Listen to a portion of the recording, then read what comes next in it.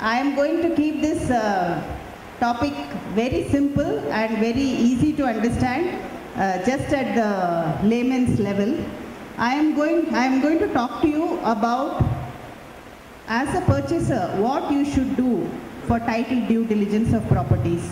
And the next topic which I am going to cover is what all you should do for leaving your property behind for your children. What are the various methods you can use to successfully pass on the property which you have already purchased to your children. So basically I will be talking about private properties. There are various kinds of properties in the market, but title due diligence we often do for private properties which are freehold properties. That is properties which can be sold, which are not a leasehold property or versus government properties or anything like that. So it's a particular subset of property which is what is largely available in the market for you to purchase. And due diligence of property purchase. Now what is due diligence? Due diligence means that as a buyer, you have to beware of what is the property that you are buying. You have to be sure of your title. Anything, any fact which can be understood or which can be unearthed by reasonable prudence is what you are expected to do. And you are not supposed to bury your head in the sand and say, I am not aware of it. For example, lot of records are public records. And public records can be found out with reasonable prudence and reasonable diligence. So that you are expected to do as a buyer. This is called due diligence. And although there is a duty cast by the Transfer of Property Act upon the vendor to disclose any material defects on the property, it does not take away from your obligation to do your due diligence. So I will start first by talking about certain parameters one has to keep in mind, which are not really going to be about which will not come out just by looking at the title papers or documentation. These are all external to the documentation of the property. And they are very much subject to local laws. For example, what I am talking here today cannot be easily and readily made available or applicable to a property in Delhi, let us say, or to another state like Maharashtra. These are all very, very dependent on local laws. And the first thing about one of the things you have to be aware of is acquisition of property. Now, property acquisition can be done either by several authorities in Karnataka. One is BDA, BMRDA, Karnataka Housing Board, KIADB, Karnataka Industrial Areas Development Board, even roads, National Highway Authority of India. So acquisition of a property by a government, by any of these agencies for any purpose whatsoever,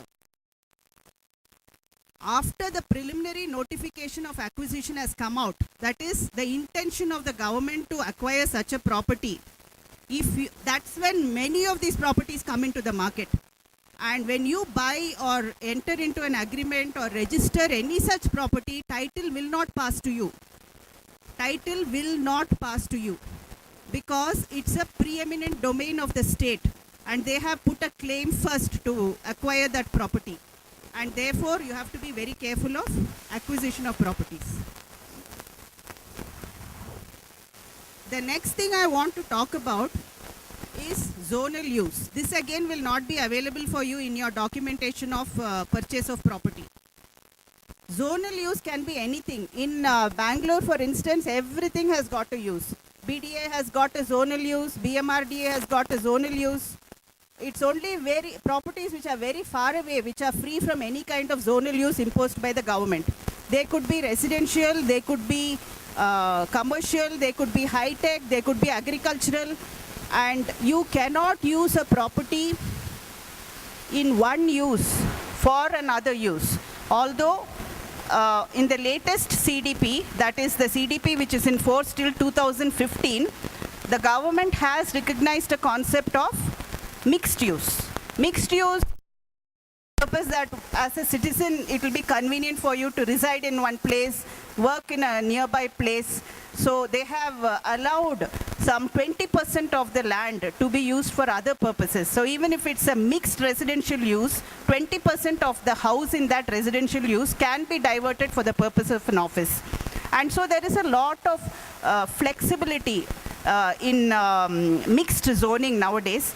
However, it is not left to your discretion. You have to follow what is in the CDP or the BMRDA master plan. Now, the third point is, again, something which you will not get very clearly from your documentation. Lot of lands in Karnataka are granted lands, and they can be different types of grants. It could be an INAM abolition, it could be under the Karnataka Land Revenue Act. There are various acts. They could be under the SCST Act, that is called PTCL Act.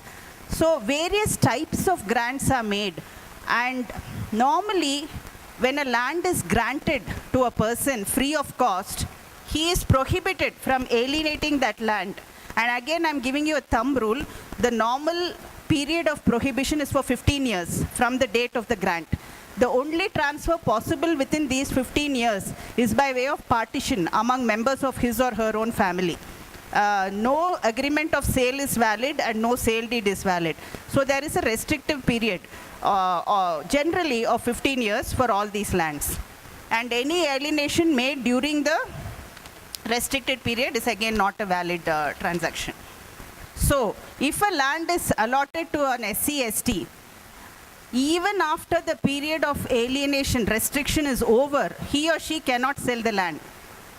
SC/ST means scheduled caste and scheduled tribe. They are put at a place which is separately protected by the government, and there is no limitation. Their sons, grandson, great grandson. For you and me, there is a limitation of 12 years. For them, there is no limitation. So any land granted to an SC/ST cannot be sold without the prior permission of the government. And there are many cases of the grantee selling the property and his own son claiming it back legitimately through a court of law. You would have paid good money, but the land is not yours. His own son can claim it back. So, and there's no limitation. His grandson also can claim it back from you. You would have been in possession of that property for 12, 13, 14, 15 years. It is still a bar. So, this is a, generally by and large the market, at least the brokers and the developers understand this quite well. So SC/ST lands is untouchable land, unless the government gives permission to the grantee to sell it.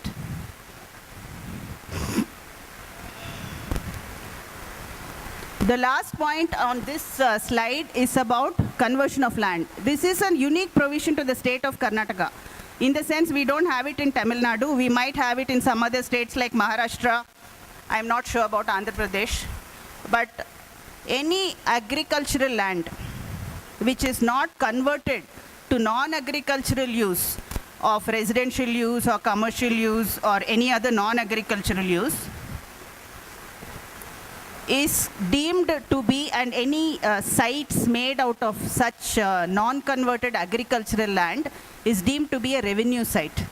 And if a non-agriculturist buys such a land, the land will vest back with the government, and 3 months after registration, the Tahsildar will send a notice, and you will have to go to the Tahsildar's office and prove that you were an agriculturist eligible to buy agricultural property.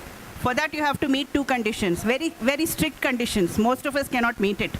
That you had lands in your agricultural lands in your family, anywhere in India. It could be in Punjab, it could be in Kerala, from the year 1974. If you are not born in 1974, then your parents should have held that land. The second provision is 5 years prior to the date of purchase. 5 years prior, from 5 years prior up to the date of purchase, your annual family income should be less than 2 lakhs. That means income of yourself, your wife, and your major sons and your unmarried daughters. This is the definition of family income. It should have been less than 2 lakhs. So if you do not fulfill these 2 criteria, your purchase of that agricultural land without conversion, after investigation, will stand vested with the government of Karnataka. You will forfeit all your right to that property. Of course, there are a lot of loopholes. People buy it and then they will hire advocates and they will go and give false affidavits, and the government will squash the proceedings, and they say, if at all you have declared anything false, we reserve the right to open the investigation. So it goes on like that. Anyhow, this is the law, that unconverted agricultural lands cannot be diverted for any other purpose. Now, I told you about zonal use. So there are a lot of uses which are marked as green area in the CDP and in the BMRDA plan. So these lands which are marked as green areas cannot be converted at all. If there are agricultural lands in other areas which are earmarked in the CDP for residential use or commercial use or high-tech use or any other use, at least you can make an application for converting that land. But if it is in a green area, you cannot convert that land at all. You can only use it for certain purposes. And that is farmhouse. You can put up a farmhouse in that property if you already are an agriculturist having land there. But the government has also allowed under the single window clearance, which is called Karnataka Udyog Mitra. So you can move the government for permission to use lands in the green belt for certain specific activities. For example, they allow you to put up a school. They give, I think, an exemption of up to 2 acres of land.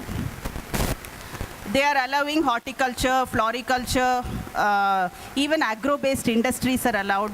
Sometimes even large, medium and small scale industries are allowed, provided there is a cap of the amount of investment you are making in that project. So lands in the green belt can be diverted for other uses without conversion, provided you are falling within some of these categories and you move the court, you move the government for prior permission to use it. They will give you the permission. What they will do is they will exempt it from the green belt area. And then once you have to use it for that particular purpose, and they will also direct you to convert it. So once it's exempted, you can get it converted also. I think a lot of schools have come up in green belt areas nowadays.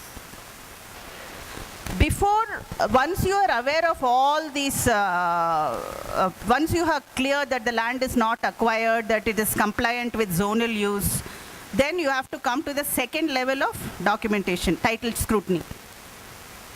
You have to inspect the original document in the hands of the seller, because he could have mortgaged it. Even a builder could have mortgaged his title papers. So please inspect the original documents. They won't leave it from their custody, but prior to purchase, before entering into any agreement of sale, you have to inspect the originals. Public notice.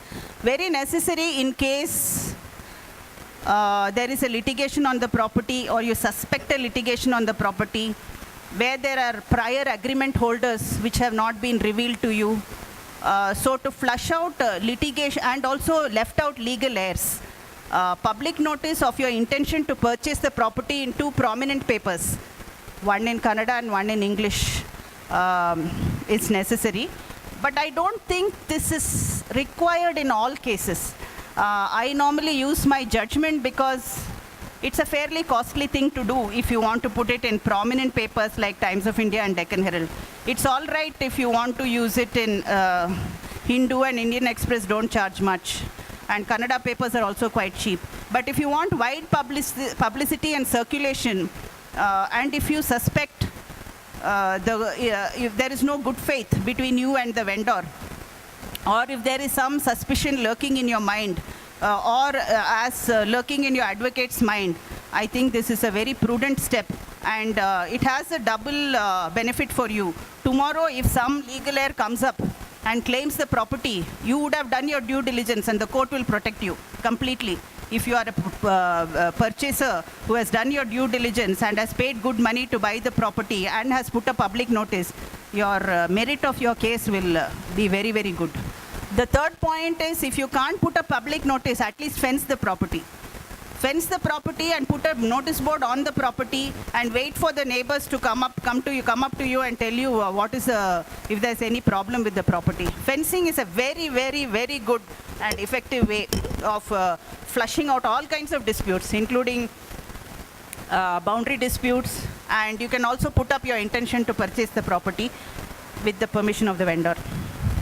And deal directly with the owner always. I have a lot of clients who deal with brokers, which is okay for a certain point of time, but ultimately I think it will be a very prudent thing for you to deal directly with the owner or his authorized power of attorney holder. Now, power of attorneys is much maligned, misunderstood, and it is very confusing to the ordinary public whether they should trust a power of attorney or not. As it happens, power of attorney is a legitimate tool given by any person to appoint somebody else as an agent on his behalf when he or she cannot do it on their own. They could be old, they could be traveling, they could be preoccupied. So it's a perfectly legitimate legal tool to do something done. Unfortunately, it's been misused, and therefore today there is a lot of concern about a power of attorney. Now, the proper way for a power of attorney to be executed is if the person to whom you are giving the power of attorney is closely related to you, as defined by the Karnataka Stamp Act: father, mother, husband, wife, brother, son, brother, sister, son, daughter. These are the close relationships. If you have a property to sell and if you give it to this close family, then the power of attorney has to be put on a 100 rupee stamp paper and notarized. If it is given to another person, a third party, it could be your father-in-law also, it could be your nephew also, but they are not covered by this close definition of a family as per the Karnataka Stamp Act, and therefore you will have to pay the same stamp duty as a conveyancing, that means as a sale deed, on that power of attorney. But you still have to only notarize it. It is not compulsorily registrable document. If on the other hand you have property in Karnataka and you are an NRI, the procedure is slightly different. The person residing outside India should put the power of attorney and notarize it in the place where they stay, and it should come back within 3 months to India, and within that period of time we have to stamp it. It's called adjudication, and we have to stamp it with the proper stamp duty, as I just now told you, whether you're a relative or a non-relative. There is another class of power of attorneys which are coupled with consideration. That means a third person, he is actually a purchaser. He will not register the property in his name. He will enter into an agreement of sale, and he would have paid some advance money to the vendor, and he will take a power of attorney. Some of these power of attorneys have to be registered and some do not. It depends on whether possession of the property has been given. It depends on whether the builder will put up structures thereon. So normally when you buy a flat, this is the system which they follow, but those power of attorneys are normally registered. A power of attorney given for consideration, whereby the person who has taken the power in good faith has done several improvements on the property, cannot normally be revoked. It is protected by law because it started off as a legitimate transaction. And even if that person dies, the legal heirs are bound by that power of attorney. We'll go to local enquiries now. I think it's a very, very powerful tool. I think it's underestimated by some. So you should, wherever possible, just talk to the neighbors, find out what's happening to the property. It's a very effective way of gathering information. So it cannot be underestimated. See who is in possession of the property. Possession is a very, very, very important thing. For example, if you're buying a resale flat and there is a tenant in the property, when you are going for agreement itself, make sure that at the time of registration, the property will, the seller will vacate the tenant and hand over the possession of the property to you. Possession is very, very, very important principle of law. So make sure that the property is vacant or be aware of who is in possession of the property. Physical inspection and measurement. You may be agreeing to buy a property which is 60-40. Go and measure it and see whether it is 60-40 or 30-40 or whether it is short by 1 feet or more by 2 feet. Physical inspection of the property is very important. It's a very important parameter of title due diligence. Now we will turn our attention to who can sell the property. Obviously, the vendor can sell the property by himself. He can sell it through a power of attorney. I've already taken you through the power of attorney process. A minor property. Suppose there is a person who has purchased the property and he dies in a road accident tomorrow. His wife and 2 minor children inherit the property, 1/3 each. Let's say he is a Hindu and he has no mother. So this 1/3, 1/3, 1/3 share, only the wife can sell her property freely. The other 1/3, 1/3 which belong each to the children, if she has to go, they have to go to court and take the court permission to alienate the minor share in the property. This exemption is Hindu United Family Property or HUF property or joint family property, where the karta of the property can alienate the entire property, and however many number of minors are there, it does not matter. But otherwise, a minor cannot alienate the property without prior court permission. A person of unsound mind, if he has a property, permission from the court has to be taken and a guardian appointed if the father or mother is not available, and then only it can be sold. Sale of a minor's property without prior permission is a voidable sale. The minor, after he reaches majority at the age of 18, law gives him 3 more years. Till that time, he can go to court and claim that sale which was made when he was a minor be declared as a void sale. If he doesn't do anything about it and if he keeps quiet, it is deemed that he has not exercised his power and it becomes a legitimate transaction. One of the directors normally signs representing the company, but there should also be a board resolution to sell that property. So the board resolution will authorize one of its directors to sell the property to X or Y or Z for a certain amount of consideration. It's a very, very, very, very simple procedure, but very often it is not done. And for want of a nail, a kingdom was lost. We say that this is what happens. You should insist on a board resolution for the sale of a company property. Partnership is another big problem area, because very often many developers are constituted themselves as a partnership firm, not as a private limited company. And therefore the veil of the corporation and perpetual seal and permanent succession is not there. So a partnership is only the partners make up the partnership firm. There is no independent existence of the partnership apart from its partners.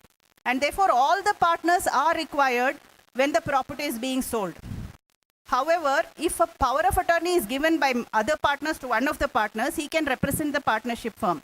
There is also something else known as implied consent.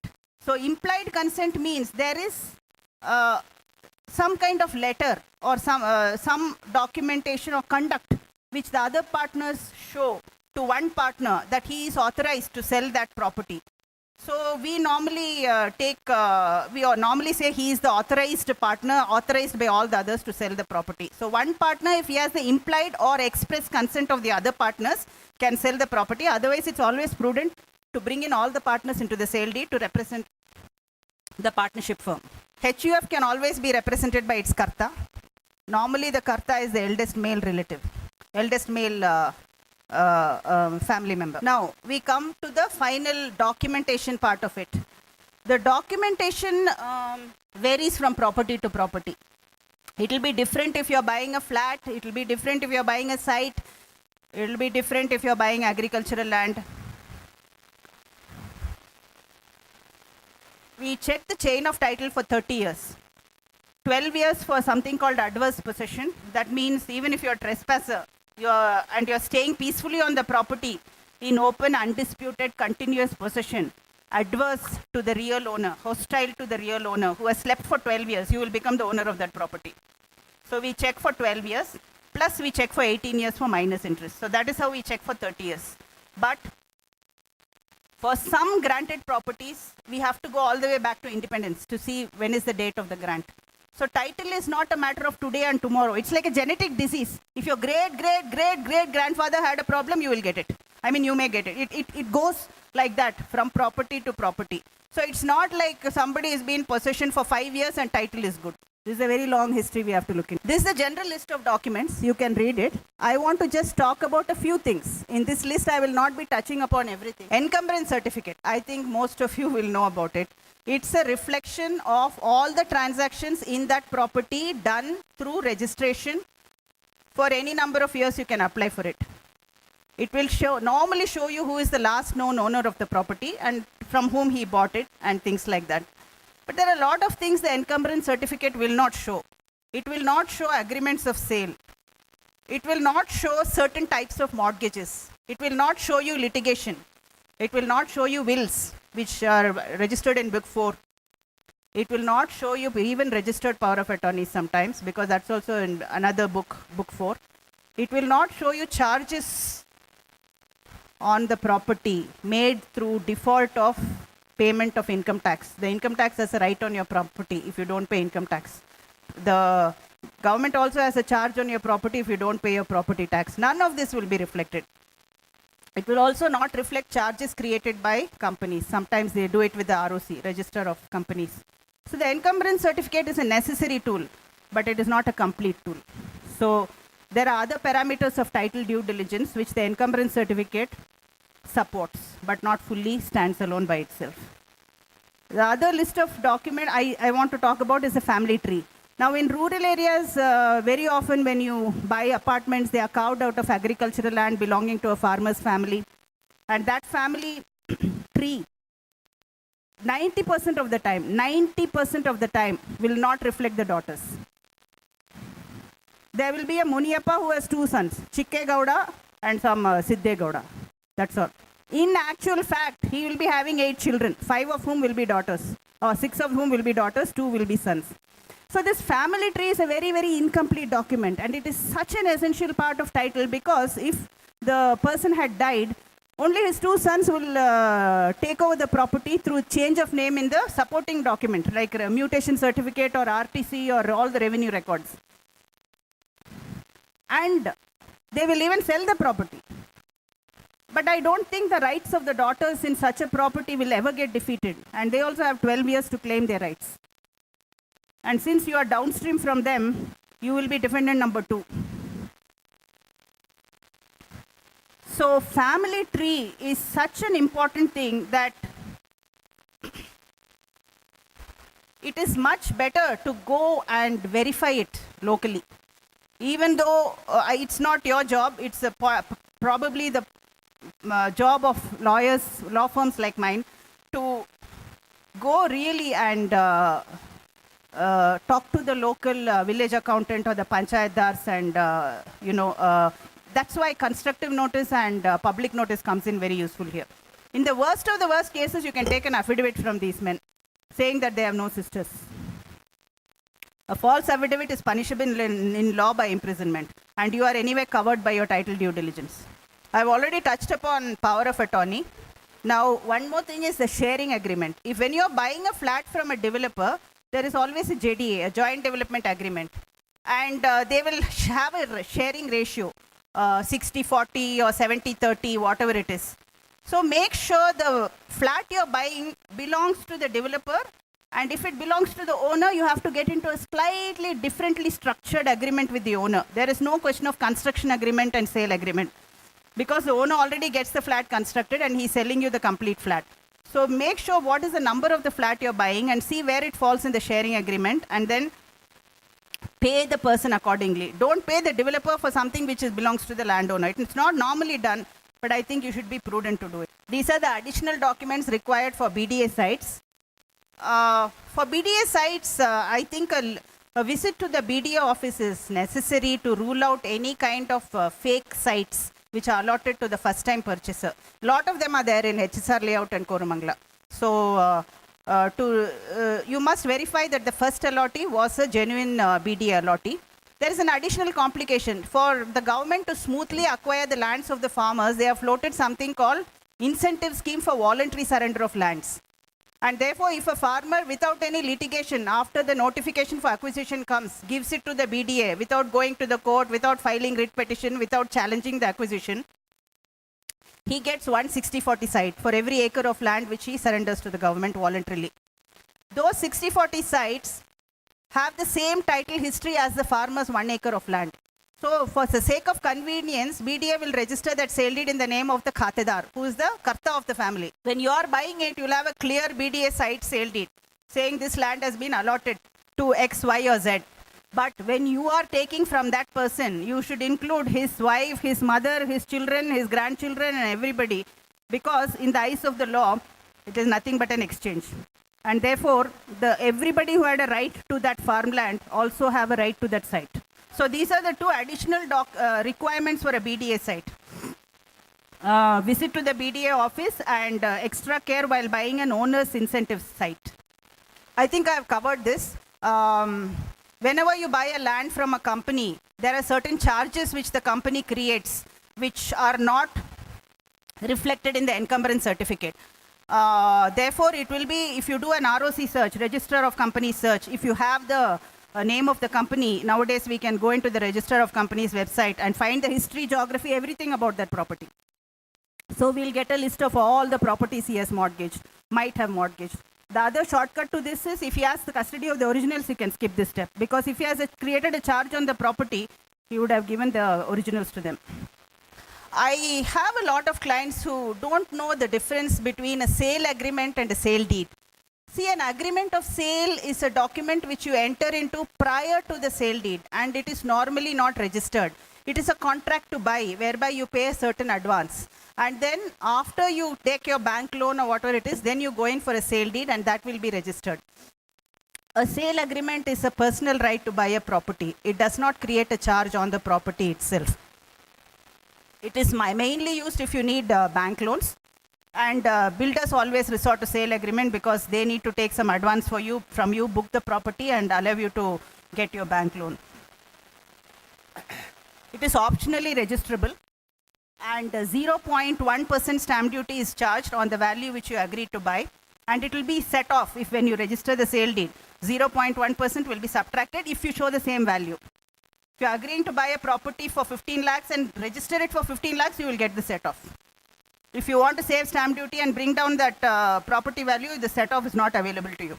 Please insist on completion date and warranty for the building for 12 months in case of flats. This is something which most builders are giving nowadays, but sometimes it is missing, especially completion date of common amenities and completion date of your flat. If you take possession in this agreement will be stamped as the same stamp duty as the sale deed. Possession coupled with an agreement of sale, it will no longer be 0.1%. It will be the same stamp duty as the sale deed. So possession, if you want for any reason, not for flats, maybe for sites or for individual houses, you'll have to get it through a separate letter. If you put it in an agreement, your stamp duty will go up. This is a reminder of the first part of my talk. I'll be coming a very short talk on succession of property. Always consult a lawyer before buying any property. I think you would appreciate the depth of work which is involved in this. And do not rely on your banker, on some bank which has approved the project, or the developer's opinion alone. Many times the developer's opinion is good, but equally many times it is not so sound. And even the bank lawyer's opinion is a very superficial opinion, a very bureaucratic view of things, which does not take into account many tools which we have in law, like adverse possession and limitation, act of limitation. They become very bureaucratic, and sometimes they insist on originals when the originals are not available. You know, it's human error to misplace originals. Mortgage is not always the only thing why an original is not there. So there are tools where you can put a public notice and give a police complaint. So a bank lawyer's opinion is not good enough. And I've covered the other 2 points, but the last point is a very good point. Whenever there are legal heirs who have been left out, you can always bring them in through confirmation deeds. Any cloud over title you can prevent or cover up with indemnity bonds.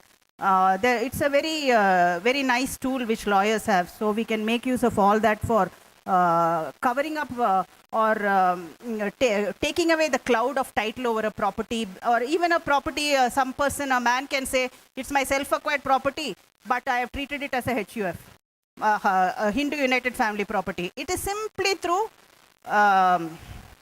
behavior. There's no documentation created for it. And you can, sometimes the reverse is also true, that he has never treated it as a HUF, but his son will claim it's a HUF. You can cover the son by taking an affidavit or a bond saying it has never been treated as a Hindu United Family property, and the other legal heirs have simply no right over it. And they have no objection to their father selling the property. So we can do excellent things with confirmation deeds and indemnity bonds. Now, we come to the other aspect of my talk, which is estate planning.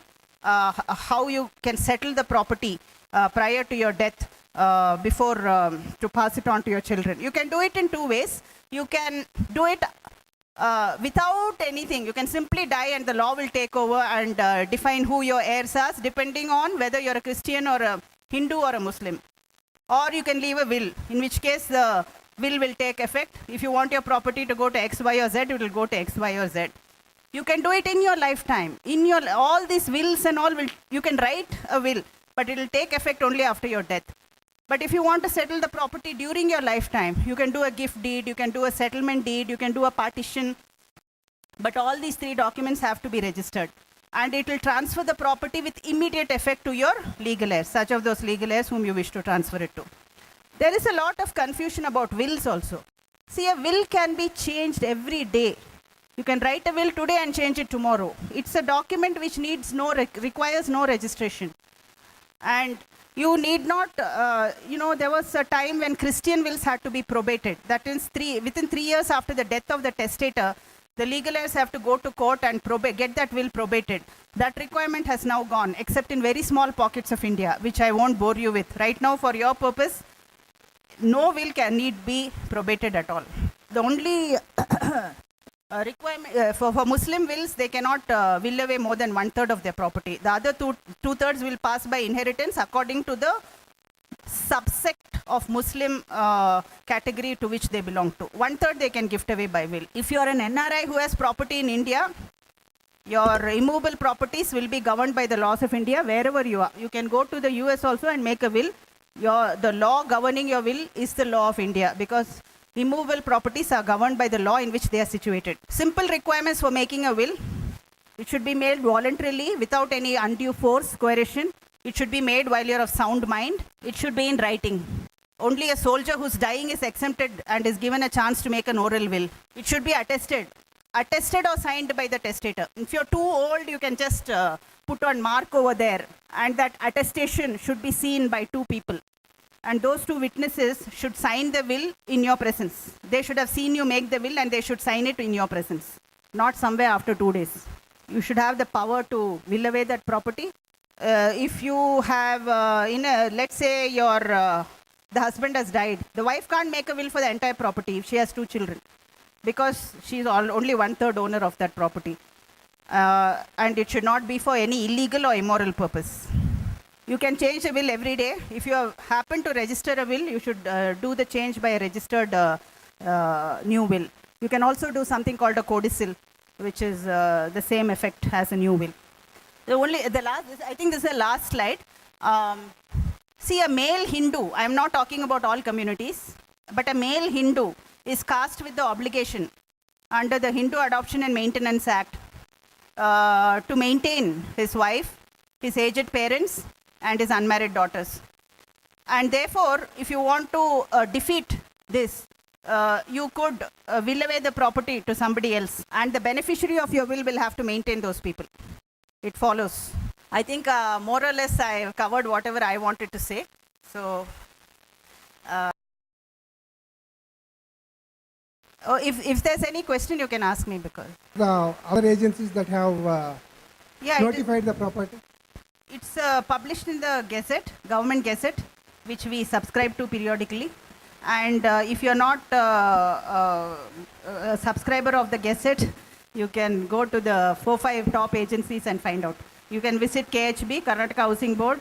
It's also general knowledge. If you're in this field for a few years, you'll come to know.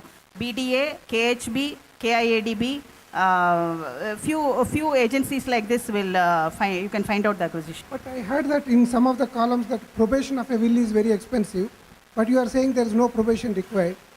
Probate. Probate. No, probate of a will of Christian. See, for Hindu wills, it has never been, probate has been required in small pockets, like in the jurisdiction of the High Court of Calcutta, in the presidency town, the old presidency town. So Calcutta and Chennai and Bombay, within the High Court original civil jurisdiction, probate of Hindu wills is required. And the second category was probate of Christian wills. Christian wills requirement of probate was amended in 2005. So Christian wills need not be probated, and Hindu wills made in any other part of the country is no longer required of probate. Any will need not go to court at all. No. It is automatically takes power, and if somebody has dispute, they have to go to court. See, if there is a will and let us say X has bequeathed his property entirely to his firstborn son, and tomorrow he can sell that property simply by showing the death certificate of his father, change of kata in his name and the will. If the other brothers and sisters want to challenge that will, they have to produce some legitimate ground that he was not of sound mind, that it was made fraudulently, that he was compelled to make it, it was not voluntarily, his signature was forged. Something, they have to give some ground and set aside that will in a court of law, failing which the will stand. Okay, madam, thank you. Yeah, one, which you are mentioning that be careful about the ST/SC lands. Yeah. Okay. How an individual has to clarify himself that the developer sells the land pertaining to the family tree, it belongs to SC/ST. If it is there, what is a precautionary method? Or a general public, how he has been aware? These things and all is nowhere. Probably it's a point that which you had, I have come across. I have to say thank you for that. But how do you guide an individual? Information is fine, but what is the solution? Yeah. See, whenever granted land comes to us for scrutiny, we look at the section and the act under which the land has been granted. As I told you, there are several enactments for granting lands. One of them is PTCL Act. And it is normally accompanied, a granted land, after the government decides to grant it to somebody, they have to give possession of that property. It is done through something called Saguvalli Chit. And in that Saguvalli Chit, you will find SC, ST, the name of the person clearly mentioned with the noting SC or ST. And once the Saguvalli Chit is available to you, there can be no doubt. And it will also tell you the restriction on alienation on that property, when the grant started and when the restriction on alienation is getting over. All facts are available in documentation, but the Saguvalli Chit will be your Bible. That's very nice information, but my point from the common man perspective. Common man cannot do it. Let me finish my question. When he wants to buy a property, is it so important that he has to go to a lawyer, he has to go check? Is it not something that he liked this property, I got it, I'm comfortable? Any individual is not so interested that I have to go this office, I have to go to the office. Is it there is no one point confirmation where anybody can do information? Go to a competent lawyer. Yeah, exactly. Sometimes it's scary. Yeah. Sometimes it's See, scary. in India, we don't have title guarantee. We don't have title insurance. We don't have sovereign guarantee of title. No, and we have half-baked lawyers also. So if you're going to buy a property, it's a caution notice, you better go to a lawyer. Go to a competent lawyer, and I'll tell you, a competent lawyer's opinion, it's worth its weight in gold. Don't shirk that step. Exactly, that's right. But it's a more complication for a common man. Yeah. Don't you think so? Yes. I think so, because it's so field where a lot of mafia is there, land grabbing is there. I understand. There's a lot, everybody understands. A person who wants to own a home, it's a dream. To achieve his dream, he has to go all the pains. That's what I'm trying to say. What to do? We are living you go to a competent lawyer. See, you have a solution. My think is right. I understand you have to go to a competent lawyer for a solution. Yeah. Means you say every there is a problem is fixed. You have to go to lawyer. Is it? Once you're trying to say. If you're lucky, you can get away by buying a property, Yeah, which is good I have also. to be lucky Which by is good born. also.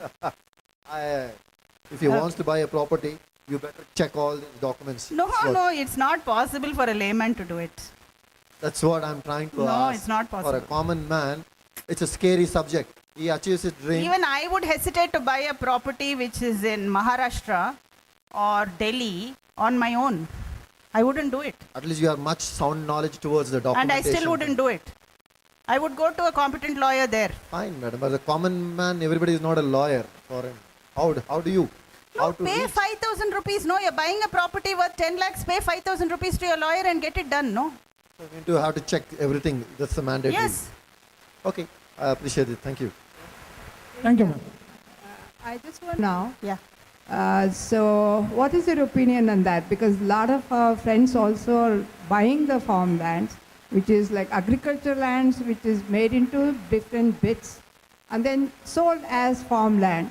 But you said that you will have to have in agriculture the green Yeah, kata. yeah. So, how does this Yeah, work this is a- now? Yeah. This is another big loophole. They are cutting out agricultural land and selling it as farmlands. They are going to the extent of calling, two ways they are doing, two ways. One is they are calling it as a plantation land. Now, plantation crop is defined in the Karnataka Land Reforms Act.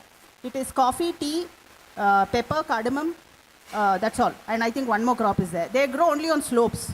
So these people in the RTC, they will put their teak or coffee or pepper and they will go and say it's farmland. It is actually, and because farmland is exempted from the definition of agricultural land, non-agriculturists, they can buy it. So they are using this loophole, but the government is cognizant of it. They have also said no coffee and tea can be grown in or around Bangalore. It is, you require sloping land for that. So this is something, anybody comes with such a property, I do not entertain it. The second way they are doing it is by getting permission to become an agriculturist.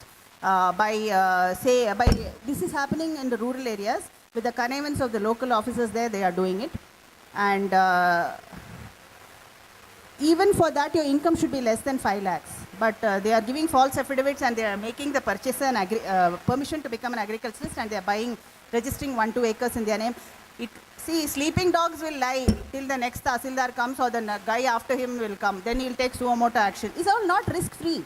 If you want to take the risk, by all means, go ahead. I mean, don't come to a lawyer and ask for a certificate of title or guarantee of title, not be given. What about the gated communities? We heard some time back that BDA has denounced that there has never been anything called as gated community, but we see a lot of developers, a lot of builders promoting their so-called gated community projects. So we as realtors, where do we stand? Can we also No, when you are, don't sell, when the plan is sanctioned, the roads and common areas, civic amenities, parks should be relinquished to BDA or BMRDA, the plan sanctioning authority. That means it goes out of the hands of the builder or the original owner and it becomes treated as a common public property. You want to do it means you maintain it, but don't put a gate and tell people not to have ingress and egress to that property because it's become by law it has become a public property. And if you want to sell it, tell your customers this, no? Tell them that by and large it will be maintained very well, but we can't prevent the public from going up and down through it. You have relinquished your right. By a registered document, you have given it to the BDA or BMRDA, which is required by law. There are a lot of gated communities which are not really recognized, which came into being earlier. But everybody is paying the property tax diligently, everybody is paying the water, electricity, and they all have their own amenities within the gated community and the common security and all that. I thought the main purpose of acquisition by BDA of these lands is to provide all these amenities. See, if you have not relinquished your common areas, you do whatever you want. See, there are some areas, there is recently one developer who has come just to defeat this law, he is building villas. He is given undivided interest in the land, including roads and common amenities with flats, just like a flat. He has not relinquished anything to BDA or BMRD. And he is well within his right to seclude that and put gates everywhere and prevent the public from coming in. So change this legal documentation structure and you're okay. Okay, and the next one is, supposing I hold a small bit of agricultural land, like say Vizag or Kadapa or Nellore or wherever, does it entitle me then to buy the agricultural land? Because I've invested like out of Karnataka. Karnataka has this bar that non-agriculturals cannot buy agriculture. Go to Hosur, you can buy. So that's what. So if I have a bit of land there, then I use that and then buy something else here? Is that it? No, you are saying can I buy agricultural land outside Karnataka? Yeah, outside Karnataka we have some small investment. Yes. To facilitate, does it facilitate me to buy a land again here, agriculture, Ah. claiming that as a You have to document? have that land from 1974. You or your Okay. parents. Okay, from 1974. Okay. Thank you. So one is continuous lands from 1974 in the hands of yourself or your ancestors. And two, income less than 2 lakhs from sources other than agriculture, family income. Recently, the Supreme Court has jolted the entire country by brandishing this power of attorney as totally invalid. So we were all still terribly confused. See, the newspaper reports say it is not applicable to the entire transaction, but only for a few transactions. Wherever the sale deed is not genuine, it is only applicable. Otherwise, for genuine jail deeds, the power of attorney is still applicable. That What is the real You are status talking on about this? the power of attorney, Power of attorney. Suraj Lam's judgment. Suraj Yes, Lam's. Suraj Yeah. Lam's judgment. In North India, what has happened is there's been a long practice of not registering the properties to save stamp duty. So the purchaser will pay full money to the vendor and he will take this power of attorney and he will also couple it with something called the will, as if he doesn't know what I explained. A will can be changed every day. And a will is a worthless piece of paper as long as the testator is alive. So today he will make a will to the developer saying, I bequeath my property to you. Tomorrow he will bequeath the same property to his daughter. But these these people, they used to take power of attorney coupled with a will. And they will, that transaction was becoming very, very rampant and the government was losing stamp duty on it. So there are certain legitimate areas where this power of attorney for an interim period is legitimate and very good practice. Like for example, joint development agreement with builder or a small time investor who wants to invest and hold on to the property for a few years and then sell it. But this practice was going on and on even when the first owner, when the person who entered into an agreement and gave the power of attorney for such long periods of time where even the owner died and all those things. So in those kind of transactions, the Supreme Court has held that it is not a valid power of attorney, but it has exempted all these legitimate classes of power of attorney in the last paragraph of the judgment from being hit by that judgment. Agriculture land non agriculturist ತಗೋಬೇಕಾದ್ರೆ ಏನಾರು ಅವಕಾಶ ಉಂಟಾ? ಕೇಳ್ತಾ ಇಲ್ಲ ಸರಿ. ಅಗ್ರಿಕಲ್ಚರಿಸ್ಟು ಅಲ್ಲದೆ ಇರೋರು agriculture land ತಗೊಳ್ಳೋದಕ್ಕೆ ಏನಾದ್ರು ದಾರಿ ಇದೆಯಾ? I am not hearing, there's an echo. I am not able to hear him. Agriculturists, can they land buy ತಗೊಳ್ಳೋದಕ್ಕೆ ಏನಾದ್ರು agricultural ಅವಕಾಶ land? ಇದೆಯಾ? ಮಾಡೋಕ್ಕಾಗಲ್ಲ ಅನ್ಲೆಸ್ ನೀವು ಅಗ್ರಿಕಲ್ಚರಿಸ್ಟ್ ಆಗಿ ಇರಬೇಕು. 1974 ಇಂದ ಕರ್ನಾಟಕದಲ್ಲಿ ಮಾಡೋಕ್ಕಾಗಲ್ಲ, ಬಟ್ ಹೊಸೂರಲ್ಲಿ ಮಾಡ್ಬೋದು, ನೀವು ತಮಿಳ್ನಾಡಲ್ಲಿ ಮಾಡ್ಬೋದು. ಅಲ್ಲ, ಕರ್ನಾಟಕದಲ್ಲಿ ಅದಕ್ಕೆ ಅವಕಾಶ ಏನಾರು ಇದೆಯಾ? ಅವಾಗ ಕರ್ನಾಟಕದಲ್ಲಿ ನೀವು ನೀವು ಟೂ ರಿಕ್ವೈರ್ಮೆಂಟ್ಸ್ ಫುಲ್ಫಿಲ್ ಮಾಡಬೇಕು. ಏನು? ನಿಮ್ಮ ಪಿತ್ರಾಜಿತದಲ್ಲಿ 1974 ಇಂದ ಅಗ್ರಿಕಲ್ಚರಲ್ ಲ್ಯಾಂಡ್ ಇರಲೇಬೇಕಾಯಿತು. ಎರಡನೇದು ನಿಮ್ಮ ಇನ್ಕಮ್ಮು 5 lakhs ಇಂದ ಕಡಿಮೆ ಆಗಿರಬೇಕು. ಇದು ಎರಡು ಇದ್ದರೆ ನೀವು ತಗೋಬಹುದು ಅಗ್ರಿಕಲ್ಚರ್ ಲ್ಯಾಂಡ್ ತಗೋಬಹುದು. ಅದಕ್ಕೆ ಏನು ಪ್ರೊಸೀಜರ್ ಏನು? Less than 5 no lakhs? Procedure. You buy agriculture, you make an agreement of sale. ನಿಮ್ಮ ಪಾಣಿ ಇರುತ್ತದಲ್ವಾ? ಅಲ್ಲ, ಅದು ಯಾವುದು ಇಲ್ಲದೆ ಇರೋರಿಗೆ ಹಾ, ಪಿತ್ರಾರ್ಜಿತ ಯಾವುದು ಇರಲ್ಲ. ಓ ಇಲ್ಲ ಅಂದ್ರೆ ಯು ಹ್ಯಾವ್ ಟು ಪರ್ಮಿಷನ್ ತಗೋಬೇಕು. ನಾನ್ ವ್ಯವಸಾಯ ಮಾಡಬೇಕು, ನನಗೆ ಅಗ್ರಿಕಲ್ಚರಿಸ್ಟ್ ಪರ್ಮಿಷನ್ ಕೊಡಿ, ನನ್ನ ಇನ್ಕಮ್ ಲೆಸ್ ದೆನ್ 2 lakhs ಇದೆ, ನಾನು ಈ ಲ್ಯಾಂಡ್ ಅಗ್ರಿಮೆಂಟ್ ಮಾಡಿದ್ದೇನೆ, ನಾನು ಇದು ತಗೋಬೇಕಾಯ್ತು, ನೀವು ದಯವಿಟ್ಟು ನನಗೆ ಪರ್ಮಿಷನ್ ಕೊಡಿ ಅಂತ ಹೇಳಿದ್ರೆ ಅವ್ರು ಕೊಡ್ತಾರೆ. ಅದಕ್ಕೆ ಅವಕಾಶ ಉಂಟಲ್ಲ? Okay, thank you. Sir, I think you taught us a lot of the basic facts while investing in real estate.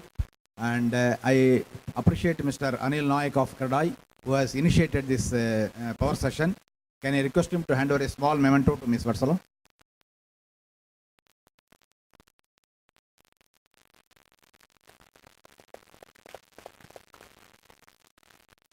Thank you, one and all. Our contact address is here and our website is also here. And our website has got a lot of legal judgments which you can really download it. Thank you.